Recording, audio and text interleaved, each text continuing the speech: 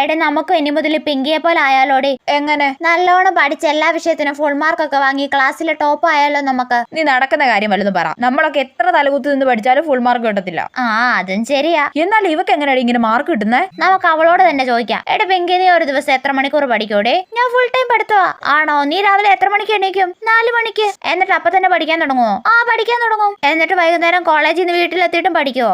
പഠിക്കും. എത്ര മണി വരെ പഠിക്കും? 10 മണി വരെ. എന്റെ പൊന്നോ, നിനക്ക് പഠിക്കാൻ ടൈം ടേബിൾ ഒക്കെ ഉണ്ടോടി? ഉണ്ട്. ഞാൻ അലാറം വെച്ച് പഠിക്കും. നിനക്ക് പഠിത്തത്തിനിടയ്ക്ക് റെസ്റ്റ് ഒന്നും ഇല്ലേടി?